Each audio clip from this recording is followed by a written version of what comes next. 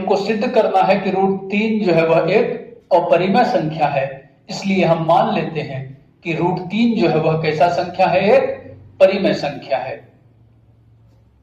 अगर √3 एक परिमेय संख्या है तो हम लिख सकते हैं उसको √3 बराबर p/q। चूंकि परिमेय संख्या किसको कहते हैं, तो जो भी संख्या p/q के रूप में लिखा जा सके, जहां p तथा q जो है वह क्या है, तो एक पूर्णांक है और q नॉट इक्वल टू 0 है।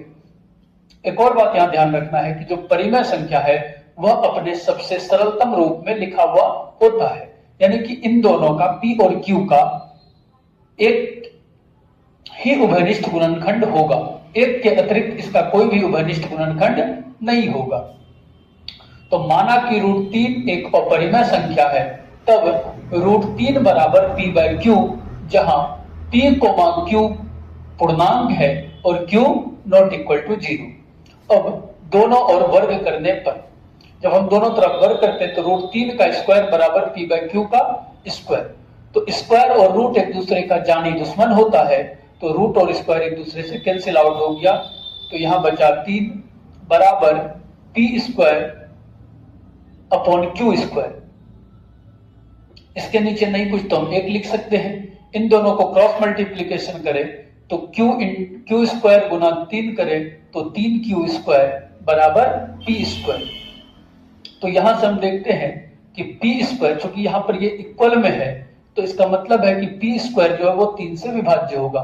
p² 3 से विभाज्य है, इसलिए p भी 3 से विभाज्य होगा। अगर किसी संख्या का स्क्वायर किसी संख्या से विभाज्य है तो बिना स्क्वायर के भी वह उस संख्या से विभाज्य होगा। तो p² 3 से विभाज्य है, इसलिए p भी 3 से विभाज्य होगा। इसको हम मान लेते हैं समीकरण 1। फिर p बराबर 3r रखने पर, p का वैल्यू अगर हम 3r रखें तो 3q² बराबर, यहां p की जगह पर हम रखते हैं 3r का स्क्वायर। तो 3r का स्क्वायर, तो 3 का स्क्वायर 9, r का स्क्वायर r²। तो 3 और 9 एक दूसरे से कैंसिल आउट हो जाएगा, तो यहां बचेगा q² बराबर 3r²। फिर यहां पर q² जो है वह 3 से विभाज्य है, इसलिए q भी 3 से विभाज्य होगा। इसको हम मान लेते हैं समीकरण 2। तो समीकरण 1 तथा 2 से हम क्या देखते हैं कि p और q जो है इसका एक और उभयनिष्ठ गुणनखंड 3 है। चूंकि हम बताए थे कि अगर परिमेय संख्या है तो अपने सरलतम रूप में लिखा होता है, एक के अतिरिक्त इसका कोई भी उभयनिष्ठ गुणनखंड नहीं हो सकता है। लेकिन यहाँ पर p और q का एक और उभयनिष्ठ गुणनखंड है, जो क्या है, 3 है। तो हम जो माने थे कि √3 एक परिमेय संख्या है, अर्थात हमारा जो मान्य है वो क्या हो गया, गलत साबित हुआ। अतः √3 एक परिमेय संख्या है। प्रूव्ड।